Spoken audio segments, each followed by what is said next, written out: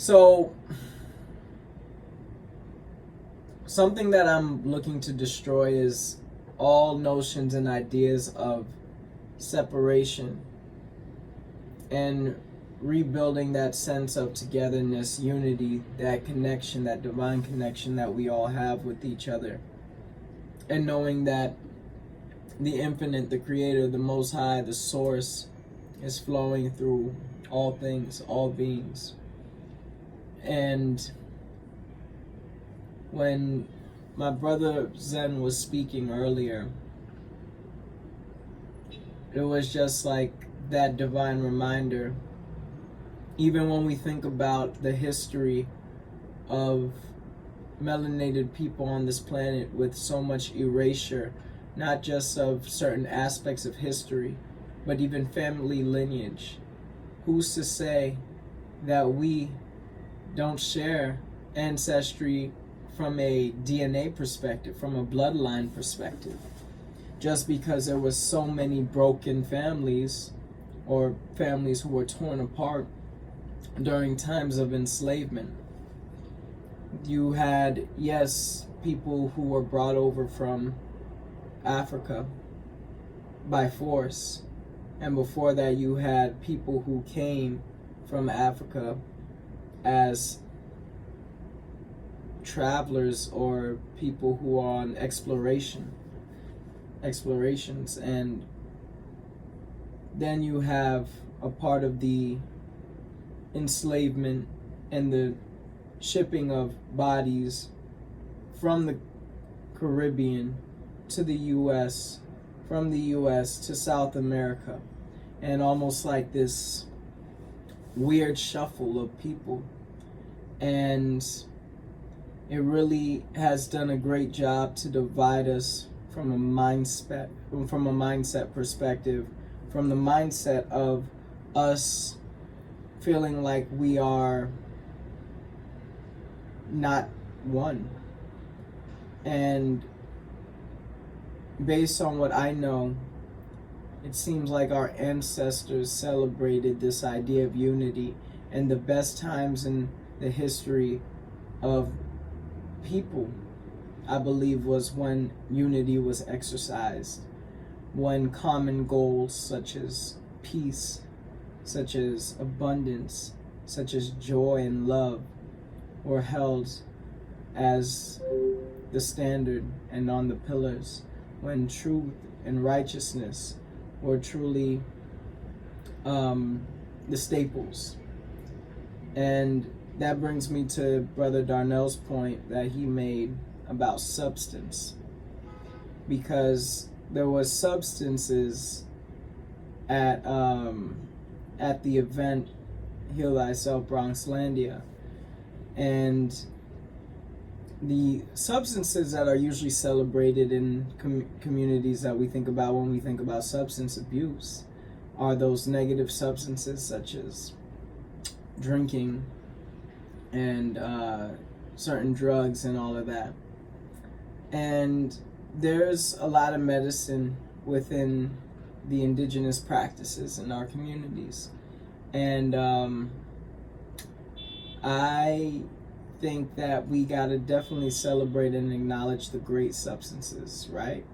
Because there was substance in the conversations, there was substance in the music, there was substance in the cacao ceremony, substance in the food and the elixirs that I provided, substance in the foundation of the space, even the substance that it used to be an old train station, and you can almost feel the energy moving as such. It was just continuous in the harmony. There is the substance that are more borderline. What I want to talk about real quick, I'm going to be as brief as possible because I want to jump through some points, but substance abuse, right? So even when we abuse good substances, for example, if we were to harp on this idea of being so at the altar to the point where it hinders us from actually getting things done in the physical with our responsibilities.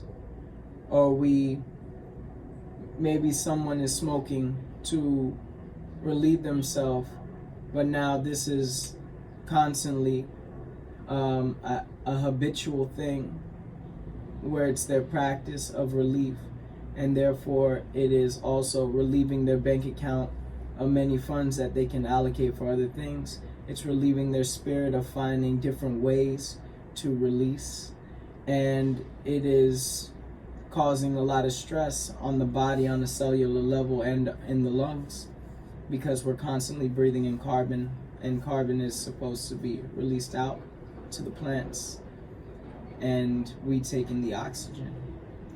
So I think it's really important for us to, elevate in our mindset and in knowing how different substances play a role in who we are and who the community is at large. Now, going on to what I heard based on what Drew and Afumbo and the points that were made, I think that because we are one in a sense of consciousness, cosmic consciousness, above the ego, above the self-consciousness, one must realize that certain things are said in certain moments, and they're always divine moments, even if it comes off aggressively or from a person who doesn't overstand. I always say it's the universe really playing us in that moment where there's a lesson in everything. Some people might try to diminish you and try to break you down, and really it's a test, and it's a part of your testimony. Things that are supposed to really elevate you to your next level. And it's all about how we look at it. It's all about how we perceive these different moments, you feel me? So when we begin to accept that, all right, there's certain people that are saying certain things coming into my life, and them have certain negative, what we would consider negative aspects. Well, we also really, the body thrives off of the negative ions that come from the different things such as the plants, and especially when we're grounding. Our body is made up of protons, neutrons, and electrons, so it's neutrons being the negative charge. If you were to go get tested for a disease, you would hopefully have a negative test. So we have to really learn how to utilize the negative as alchemists, and know that these are all aspects of life, and that there's divine lessons in all of them. And though it may seem in the moment that it's built to diminish you, it's actually built to test you, and it's all about how we perceive it. And therefore, let the people talk, because the higher you climb, the more people are gonna want to say something about it, the more people that are gonna have opinions, because that's more people noticing who you are. So if you even think about the people who suffer the most scrutiny, it's usually the artists who are high on their platforms, it's usually the politicians, and it's usually anybody of noteworthy, what some may claim as celebrities, movie stars, basketball players, all of these folks, right? What I challenge us to do is really take this community to that level, because it's great what we're doing. And then I say, why can't this be the standard of how we live? Instead of going to the club and getting what they call shit-faced, right? So that means really your face is now your ass. You feel me? Instead of going to abuse our women, instead of going to really just do all of these toxic things and really spend so much money on it.